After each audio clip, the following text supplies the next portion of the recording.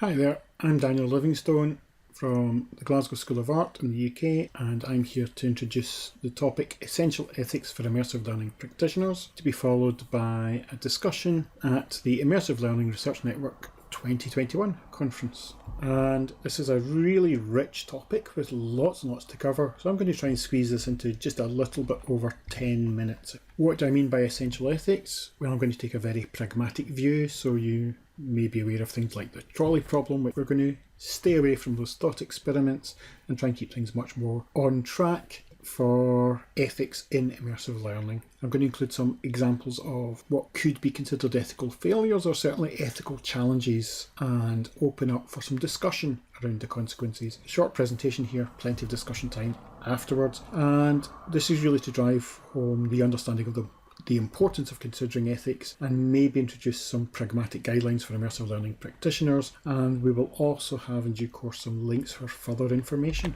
First question, is immersive ethics different from other ethics? I would say fundamentally not really. There's a lot of existing work already happening with information technology and ethics, and the precise nature of particular problems is unique to every problem, but the ethical challenges are fundamentally the same always, which is to try and do good. And if we can't do good, then at the very least try and avoid doing harm. So those are really the ethical principles that drive almost everything. And lots of issues around information technology there, with privacy, surveillance capitalism, online safety harassment, and more specific issues in games and VR that come up as well, particularly in the multi-user space. One of those topics is around data privacy and big data, and as an example here with VR headsets that do tracking of controllers, that can potentially create a lot of data about each user. Now, it's already been known that simply by watching videos of people walking, computers can be trained to recognise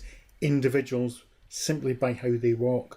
So gait analysis is able to identify different individuals from a set of users. So Outlaw and Persky hypothesised a situation where a user is refused health insurance, for example, because they played a VR game, and an analysis of the data that generated and was sold on allowed an insurance company to detect early onset of some medical condition. The preferences of what you something that can be much more obvious is when someone is harassed. This is not a unique story, but without considering how to keep users safe, we are opening up to the possibility of different forms of abuse and harassment and attack in immersive environments. One of the aspects that perhaps is a driver for that is this issue around moral disengagement, in that when people are playing computer games, they are generally put into an alternate fictional reality where they're invited to apply a different set of moral rules to their behaviour. So if you're playing Grand Theft Auto, for example, you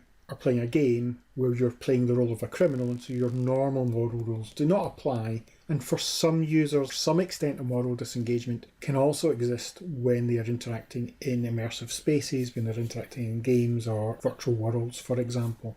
But can virtual spaces also create a safe space for bad behaviour, where people are allowed to deliberately, adopt different rules of behaviour? And EVE Online is a space-based massively multiplayer online game which is dominated by player-run corporations that have long drawn-out conflicts with each other over many multiple battles, but also using a lot of subterfuge, a lot of cheating, and a lot of deception within the game. And it's interesting because the game fiction says this is the kind of world, universe this game is in. It's in this cutthroat corporation versus corporation, individual bounty hunters and individual spies. Everyone's out for themselves, and you should expect people to try and cheat you. Almost anything is permitted in EVE Online as long as it's happening in the context of the game. And anything that is actually cheating a player as a player, or for example revealing their real life identity or doing anything to them as a player, is forbidden. Anything that you're doing to them as their character is allowed. It's a safe space for bad behaviour because all players are warned and all players are supposed to be aware that this is the context and these are the boundaries for what is and is not allowed. And games and MMOs do provide a range of good examples and some bad examples for how we might think about student safety in immersive learning where we have multiple users. Many MMO games will limit player versus player interaction. A lot of VR will have safe zones in different ways, so that if you move your virtual hands close to another player's body, they will actually disappear, and that's a simple thing that can allow people to feel more confident and safe in their virtual body. And that's one of the things, is that the sensations, the feelings of being embodied are very real. Another ethical challenge could be around recreating recent history, and so I'm kind of basing this here on a particularly controversial example from South Korean television documentary, where they were following a family of a girl who'd died quite young, and they actually created a VR simulation so the mother could go into VR to meet her daughter virtually for one last time to say goodbye. Lots of ethical questions there about the close invasion of family privacy for entertainment, and lots of questions around, is this ethical? On one hand, we have photos, videos, memories of those we loved. Why not have simulations? Another, what might go wrong if we have AI behind this to allow us to have conversations with deceased family members? Is this a healthy thing? Is this something that can provide comfort, or is this something that can actually be used in a very unhealthy way? And if you are using immersive learning to recreate recent history, perhaps we need to be aware that people who were there are still with us today, and they may have feelings around what we are creating when we are doing recreations of very recent history. We can also consider the use of virtual characters in immersive learning and in games, and we know that players will often get attached to characters in the games they're playing, and a lot of games are really based on this thing of having another character there for you to protect or care for, and making that part of the internal intrinsic motivation for you to try and do things in the game. Now, the game might mean that that's not actually possible, but it's something that's trying to drive you as a player and drive your internal motivations. Additionally, a lot of games set up extrinsic external systems to try and reward or punish certain behaviours, such as alignments or points or trophies. So can we use immersive learning and virtual characters in immersive learning to support the teaching of ethics and ethical dilemmas, and maybe to try and help support the development of positive behaviours? We also need to consider research ethics to some extent. Now, I'm focusing on practitioners, but some of these issues also apply, which is, if we are asking people to use HMD, are they actually going to be using HMD in a safe way? So we've got to consider the use of possible harm through use of equipment, motion sickness, photosensitivity, dizziness, trip hazards with cables, some very basic things that we need to monitor and minimise risks and plan in place for support for anyone that, for example, comes down with motion sickness when in VR.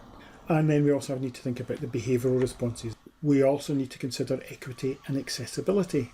So does everyone have equal access to VR? Is everyone equally able to use VR? The sensory stimulus in VR can be quite high and tiring. So do we need to design our apps or simulations to allow for regular breaks and allow people to use them in just short bursts of activity? Is that going to be required, or are you requiring people to use this for a long time period, in which case is that going to be limiting who can use the equipment? And do we need to consider accessibility in the digital divide and what we can provide for people who maybe don't have access to specialist equipment? Now, having said this, the reason we're using virtual reality in many cases, or immersive learning, is because of the evidence of the possible benefits, uses and applications of VR and immersive learning from a wide range of different contexts. And this conference is a testament to that. But through this, we need to maybe develop an improved understanding of the most effective and least harmful ways of exploiting these benefits to create the greatest benefit to all students. So there's a lot of good reason, justification for continuing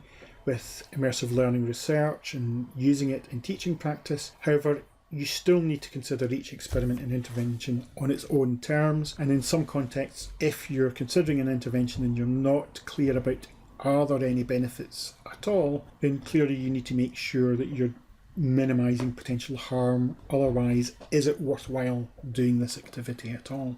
When you're in an immersive simulation, when you're in virtual reality in another body, that has been shown to influence our behaviour, the body we're given in our virtual reality, and the experiences in VR have also been shown that they can impact user behaviour afterwards. So there are big questions about this, there's a lot of research in terms of trying to use this in positive ways, but it also means, do we need to consider the possible impacts on embodying users in immersive learning. So do we need to make sure that we're providing appropriate bodies in virtual space for all of our students? And then we also have codes of conduct. Are codes of conduct appropriate? That I know that IEEE is currently working on a white paper on ethics for extended reality, which is due to be completed very soon, actually. And there are also professional trade bodies that have a wide range of codes of conduct. And Madeleine Metzinger in 2016 presented their code of conduct for consumer and research use of virtual reality. Are these codes sufficient? Are these codes usable and useful? So there is a lot of work done on the potential benefits of immersive learning, and a lot more being presented at this conference. There are also a wide range of potential issues around accessibility, around physical safety, safety in online environments, around data protection. Think if you're using something on Oculus, for example, and it requires people to sign in with a Facebook ID, then are you just basically offloading data protection issues to Facebook? Is that a challenge? But broadly speaking, for discussion, what are the issues that you are facing in your own activity? How do you address these issues in your own work? Are there open problems that you're trying to solve? And what support is needed for practitioners grappling with practical ethical issues? Look forward to having this discussion at the conference in June and hope to see many of you there. Thank you.